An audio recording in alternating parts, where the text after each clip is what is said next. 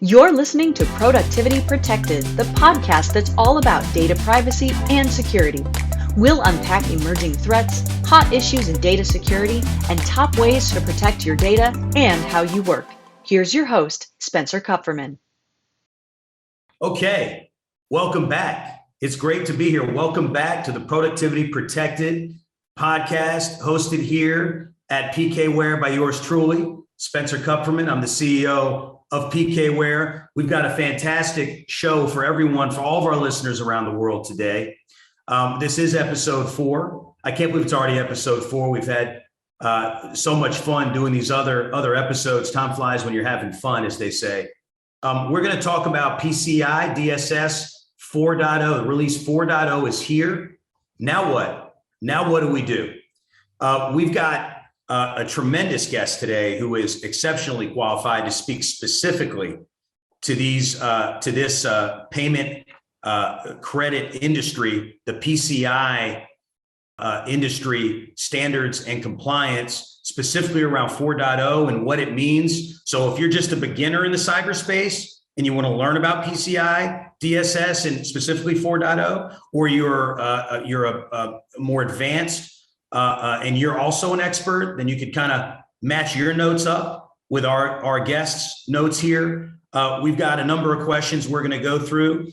Our special guest today is Chris Penn. Chris Penn serves as PKWARE's VP of Security and Privacy. And if I could take just a minute out to give some background on our guest here, it's important for our listeners. Chris is really, the way I view Chris, is really our lead evangelist for our customer community, our future customer community, our partner community, to really address various challenges that both privacy and security regulations bring to the data-driven world. He also, works in tandem with all of our departments. I think that's one of the unique areas where Chris gets to contribute in a number of different areas, whether it's on the commercial side of the org, whether it's on product marketing, and anywhere in between. And it's really an area that's very diverse, this position and this role that Chris has. His evangelism really knows no bounds, whether it's our branding for our product, our PKWARE Protect platform, or whether it's just, lending a helping hand to a customer on how to create the best and get the most and leverage the most out of the PK Protect platform with our customers and giving them guidance, direction, and counsel. Chris Penn's our guy for that. So I want to specifically hone in here. Chris, as I said before, has a stellar background, especially for us PKWARE folks, and for our customers. He doesn't need an introduction.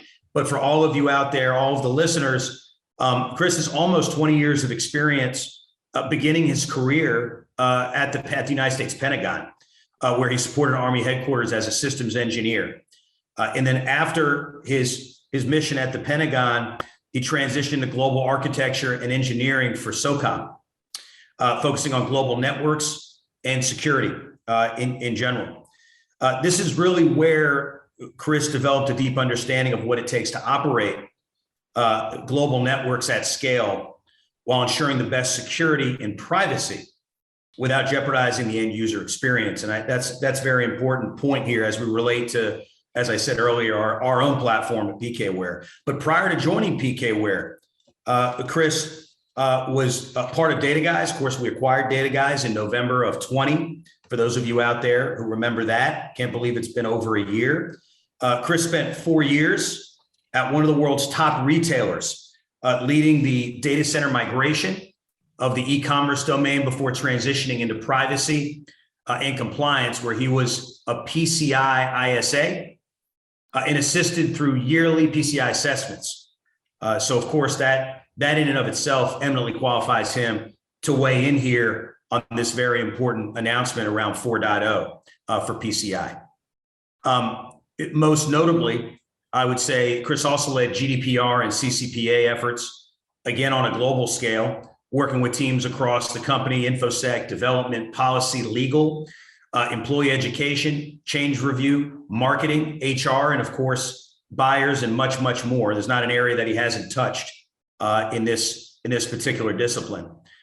Chris has a CIPM certification for those cyber folks out there, and studied aviation management at Dowling College. When not working, of course, he enjoys spending time with his family, flying drones. I know there's a lot of drone folks out there in the audience, kayaking and adventuring in the beautiful Pacific Northwest. So without further ado, I want to welcome Chris Penn to the Productivity Protected podcast, episode 4 here, where we're going to do a deep dive into PCI DSS 4.0. And we're really excited to have our expert here to weigh in and share his knowledge on this announcement with our audience. Welcome, Chris. Awesome. Thanks for having me, Spencer. It's a pleasure to be here on PKWARE's Productivity Protected podcast.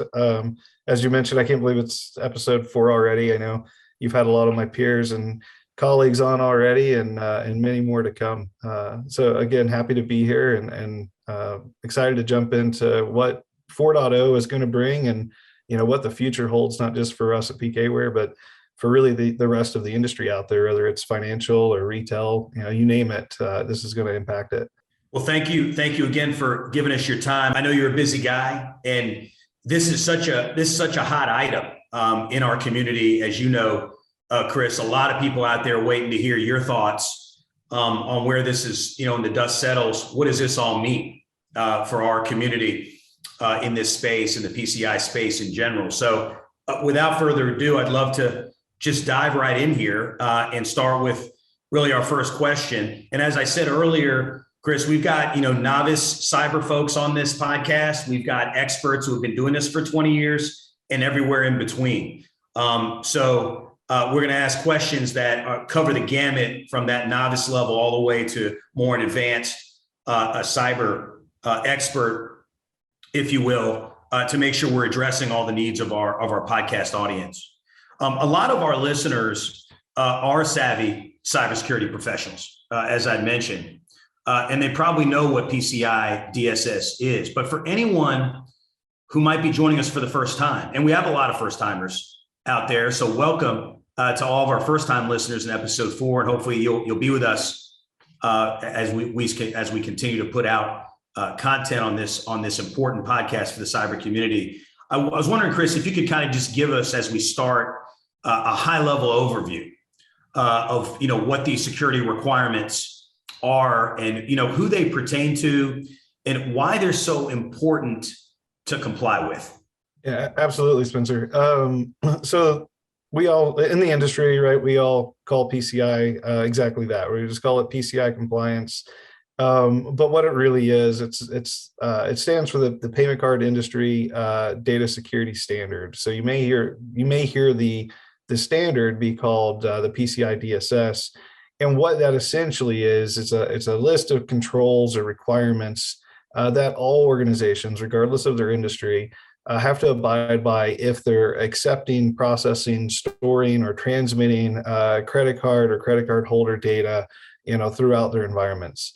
The unique situation here is that unlike, we all know recently GDPR, CCPA, unlike those things, PCI itself is not a law. So it's not enforced by any government body, right? But it is enforced by card brands, and it can have a dramatic impact on an organization's bottom line and the cost or the price and the cost of them to do business, essentially. And it can impact everything from the organization itself all the way to you as a consumer, because we all know who's going to pay the bill at the end of the day, right? So think of PCI DSS similarly to something like an ISO 27000, 27001, right? These are best practices. It's an industry standard. And really, it's 12 different categories, if you will, or 12 different sets of requirements, but they really fall into 6 categories. At a high level, they want to ensure that you're building and maintaining secure networks and systems across your ecosystem, all while protecting card data, right? Whether that's encrypting, it's masking, it's two-factor, whatever your control may be. And then also that you're keeping an eye on vulnerabilities, right? You want to make sure you're patching your systems, making sure that you're preventing, the common word these days is ransomware, right? But that can be everything from ransomware to malware to just, people getting into your environment who aren't supposed to be there. Which leads into the next one, right? All these kind of fit together. The next thing they look for is implementing strong access controls. And again, based on system, based on environment, that's going to vary. And ties right into monitoring and testing the networks and ultimately maintaining the information security policy, kind of the rule book, if you will, for your organization. And again, that varies from org to org. And I'll call them assessors, when they show up, right? They understand these things vary org to org, and they're there to really work through all this with you. They have a job to assess, of course, and audit, if you will. But they're also going to work with all these organizations to make sure that they fully understand what the organization's intentions are, but also that the organization understands the requirements, and that way they can best meet them, right? So that's kind of where PCI is today. That's great, Chris. I appreciate that high level explanation for our audience. We're going to start to take a little bit of a deeper dive now after that explanation, building off of that. And the PCI Security Standards Council, as you know, just released the official documentation outlining the latest PCI DSS compliance requirements, version 4.0. That's what we're here to talk about. This is the first major update to PCI DSS in a long time, as you know. Talk to me and the audience a little bit about what some of the most notable changes are in this latest release. I think that would be very helpful. Yeah, so there's a few things that stick out to me, right? Just reading through this, my first, half a dozen passes through this. You always discover new stuff as you go through it repeatedly. All my compliance friends out there will understand and know this. But a big change, if we look at the history, especially with 3.2 and 3.2.1, a lot of times it was very, very prescriptive, right? I've got to do A, B, and C. If I do those things, I'm going to be okay. That's good and bad, right? I'll start there, which kind of leads us into why they created 4.0 to begin with. If everything is prescriptive and we think about organization A versus organization B, if they've both complied to the same set of controls in the exact same manner that was prescribed, then in theory, right, if an attacker breaches organization A, they could use the same attack to breach organization B. So with 4.0, the thought process behind this really was, how do we ensure the intention of these controls are being met without telling organizations exactly how they have to meet them? And, in essence, giving the attackers a playbook as to what to do to get in. So that's where 4.0 came in, and they took a step back and said, well, our intentions as a council or as an industry standard are great, right? We want to make sure everything's secured and operating in a protected manner. But they've also come to the realization that not one tool fits all, and not every organization has the same type of systems, nor do they have the same type of environments or cloud services or whatnot. Things are different, just like people are, right? People are very, very different. And so with 4.0, they've kind of the big changes, they've taken a step back from being super prescriptive. You can still go that route if your organization chooses to, but they've allowed for leeway to do a customized approach. So if the requirement is you need to encrypt your data at rest, okay, well, I can do that 15 ways, right? So if I can encrypt it one of those ways, and then I can prove out my intentions and the end result to the assessor, then I've met the standard. How I met the standard doesn't matter. And so that's one of the big changes. Another thing of note is in the past, and again in 3.2.1 and 3.2, proving out the CDE, or the card data environment, as we call it, proving out what that scope is to an assessor, and being able to say, I put my credit cards in these 4 boxes, and that's where the credit cards exist. That's fine. But in the past, it's all been done through conversations. Maybe you have a network drawing or systems drawing, and it's kind of just them taking your word for it, unless they stumble upon something that doesn't fit what you told them. In 4.0, they've injected a couple of key requirements here to review your scope once every 6 months, right, at a minimum. So every PCI assessments are typically annually. So at a minimum, when an assessor comes out, they want to know that you've done 2 assessments, if you will, of your own environment to make sure that scope is still in line. So they'll want to see that. And then also you have to assess your scope anytime there is air quotes here, substantial change to that environment.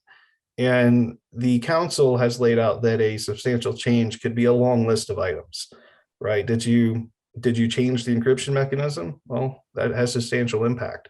Did you add 15 new servers? Again, substantial impact, right? So you're going to have to keep reviewing your systems and your scope on an ongoing basis.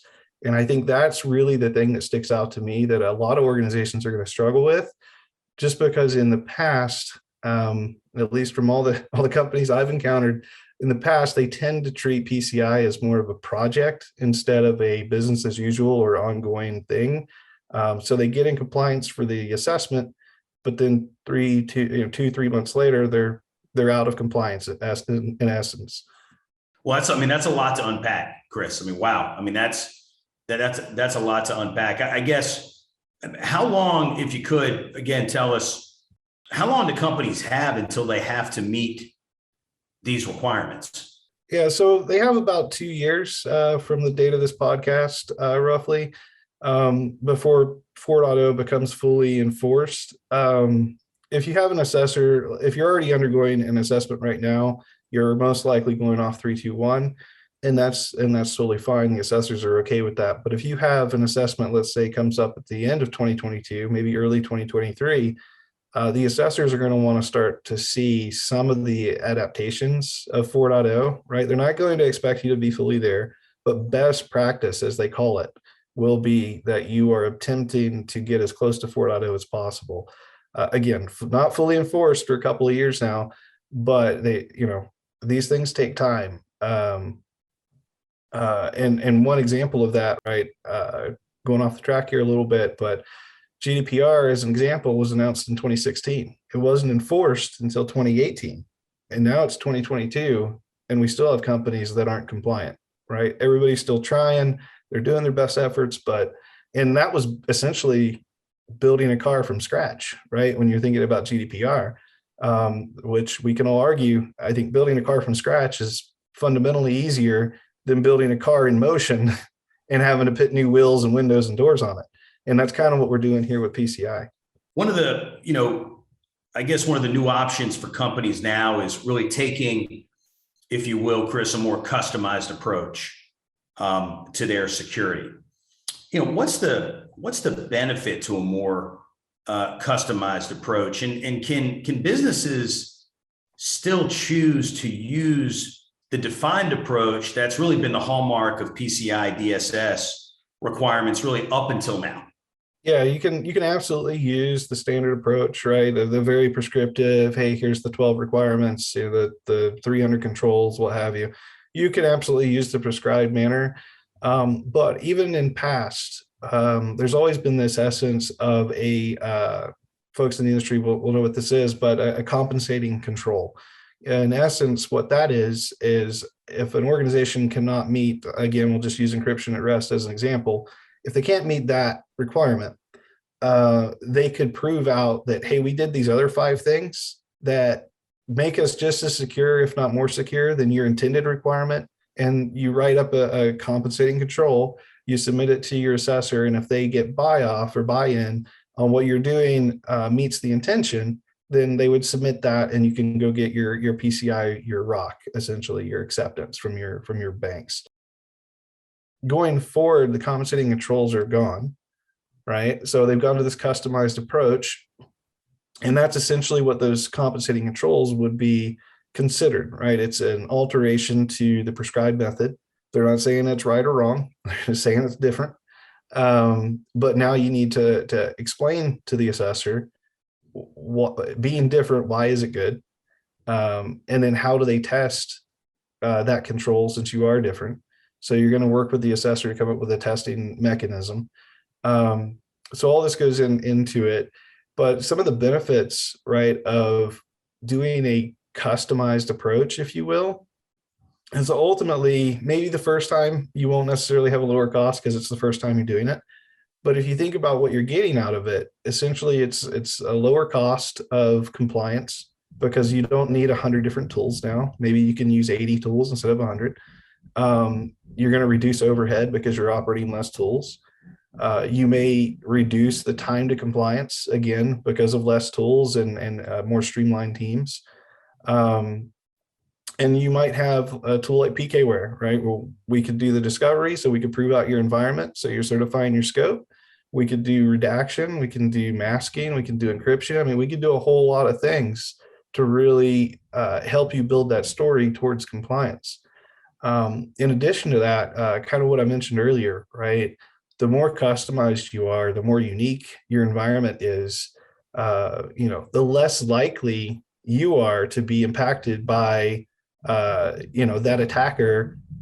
Let's just say if you're a retailer and they just attacked another retailer, they got in, the first thing you're going to do, especially your CISO, is going to be, oh crap, are we protected from that? Right. And before, the answer that they would get from InfoSec is, well, I think so.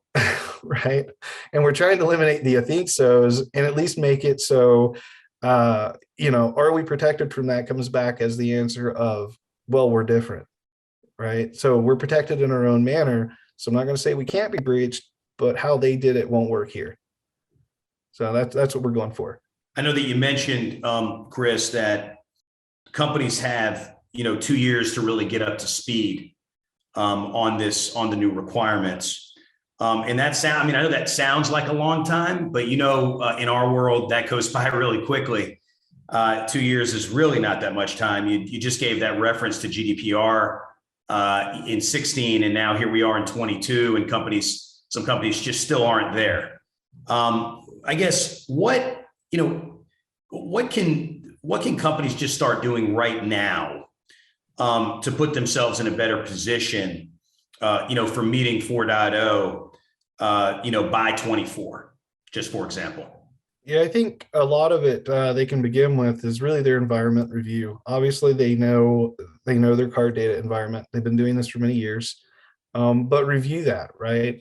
Since 3.2 has come out, 3.2.1's come out, a lot of privacy laws have come out, and it affects most organizations. So they've had to make adjustments for those, which ultimately impacts their card data environment. And in essence, all these things need to work together. So review your environment. Review your existing compensating controls, right? And really understand, why did you have to use them in the first place, right? Why do they even exist? What do they do? And how can you change that from being just a compensating control, aka a Band-Aid, if you will? How can I change it from that to being a customized approach? And do we want to, right? And these are all conversations you need to have with your management. Everybody from a manager to a VP to a CISO, they're all going to get involved on this. So you need to start having those conversations now, because it's going to affect budget. It's going to affect other aspects of your environment, such as risk assessments. If you're doing privacy impact assessments or data protection impact assessments, it's going to potentially impact all of those. So when you think about PCI as a bucket, right, it really affects everything compliance and privacy across your organization. So it's not just that you're trying to solve PCI here. You're trying to make PCI work in an environment that you do have government bodies staring at, and they're watching closely, right? Especially with the craziness that's going on overseas right now. Absolutely. And I guess, if we can, let's take a little bit of an even deeper dive here. I know we got folks in the audience that want us to do that. So we're going to go ahead and do that on this question here. And one of the new requirements is to document and certify the PCI DSS scope at least once every 12 months. and anytime the in-scope environment changes, meaningfully. Can you speak to, for our audience, what kind of change this would be for an organization's processes and technology? And that, that does feel like a pretty big ask, if I can say that. What constitutes a significant, that seems pretty, is that pretty subjective? What constitutes a, kind of a significant environment change? And how can companies really keep their finger on the pulse of changes like this? Great question, Spencer. So I mentioned, right, if we're changing the encryption mechanisms, we're adding servers, say you do tokenization to your credit card environment, all of these are substantial changes. I would go as far as say, like, if you change two-factor authentication, which is a hard requirement in PCI, if you're accessing the credit card environment, you've got to have two-factor. Well, if you change that vendor, you're going to have to do an assessment of your scope. Because now that two-factor box that was serving up those tokens to all your individuals to log in, where's that located? Is it in the same place? Is it different? What are the vulnerabilities on that box? Right, changing that one little thing could open up new doors into the environment through a pen test. So you're going to want to go through and every time something changes, literally every time something changes, you're going to want to make sure that you're still on target with your scope. Your vulnerability scanning is hitting all the new systems. It's hitting all the new requirements. And then we'll get into it here in a minute, I'm sure. But anytime that there's credit card movement, right, is that movement somewhere that you're aware of, or is it going somewhere you're not aware of? And how are you catching that, right? Which is another thing that pops up here. So I wouldn't, Chris, I wouldn't be doing my job here as the podcast host hosted by PKWARE if I didn't say that PKWARE, does offer, kind of a low touch, easy plug and play solution that doesn't require, FTE to run. I want to give a plug for PKWARE here in some way, shape, or form. Am I right in saying that PKWARE is a solution that addresses many of these items?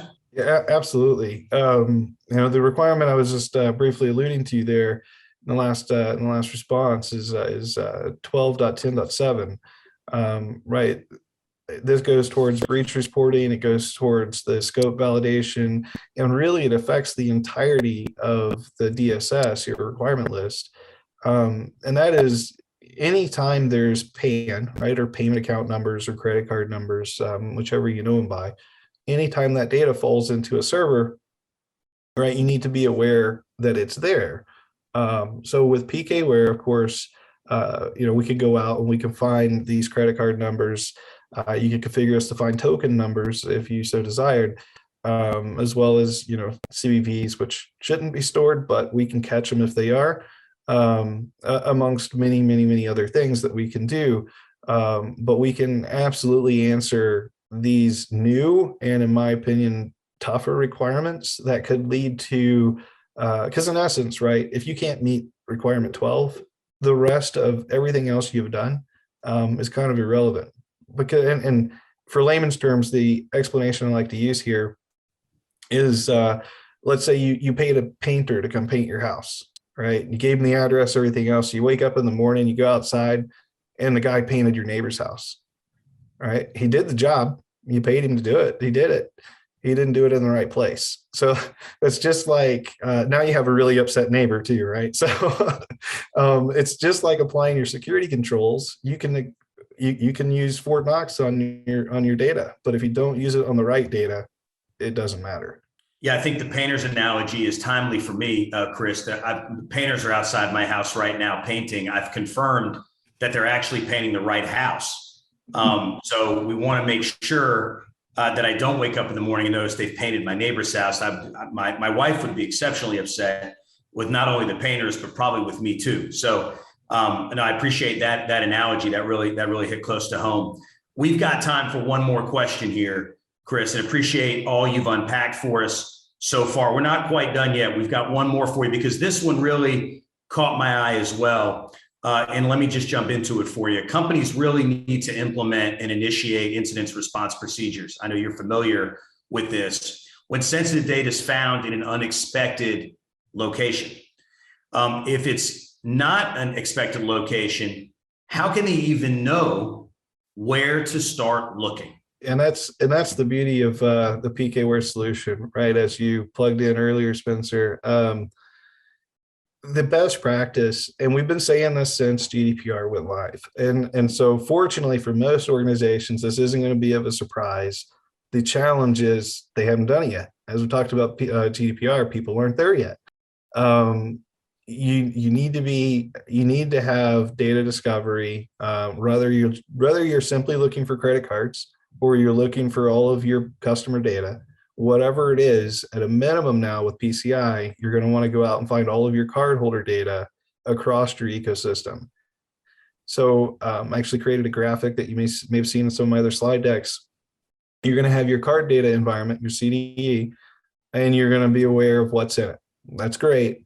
But then what happens when that DBA or that sysadmin creates this backup table or this backup system and they dump a bunch of cards into it?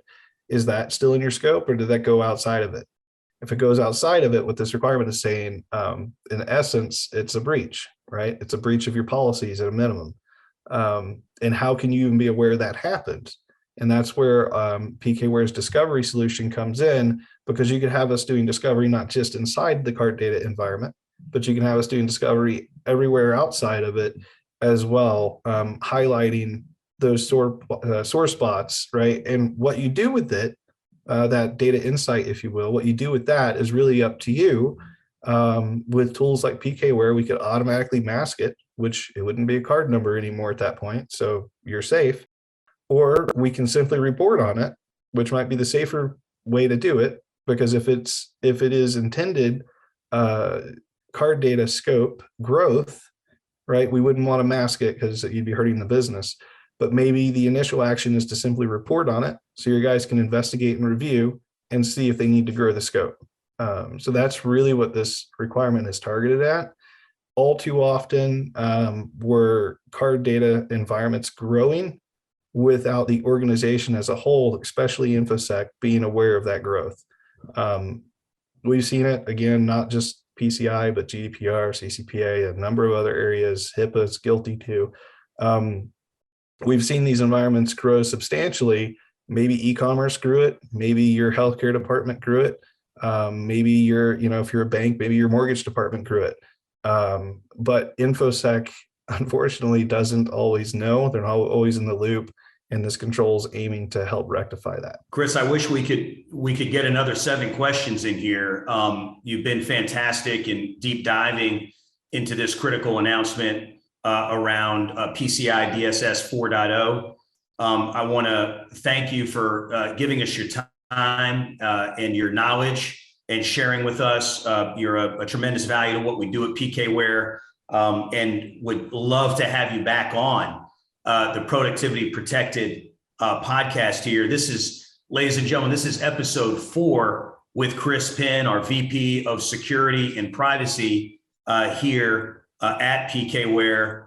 Chris has just dropped some knowledge for us on PCI and DSS for this latest announcement of 4.0. For those of you who were not educated on the subject before you jumped on this podcast, I'm going to go out on a limb here, Chris, and say that they're pretty educated now and up to speed on what this represents for maybe themselves, their own environments, and the industry in general.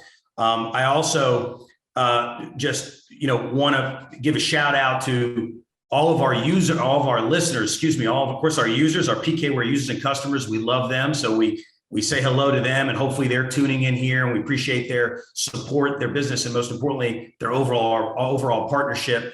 Of course, our success is their success. So we're going to continue to really move the ball down the field in partnership with all of our customers and partners. So thank you for listening in, and thank you for your partnership. For those of you committed listeners who've been with us since the first episode, thank you so much. Tell your friends about it. There's so many people getting into the cyberspace. It almost feels like on a daily, weekly basis. These are very informational. We are touching on the most critical issues in cyber of the day. A recent one we just went public with was our the war on the cyber front. This is the Russia-Ukraine and how that war, which is still unfortunately raging, how that would really change the dynamic in cyber warfare. Certainly, the Russians know all about that. So that's, I know, been very popular out there with our listener community. We know this one will as well. And I want to again say thank you to Chris Penn for being here with us today, and look forward to your next time on Productivity Protected. Awesome. Thanks for having me, Spencer. Thank you, Chris. I also want to ask our listeners to get out and rate us, review us on whatever platform you're listening, whether it's Spotify or Apple.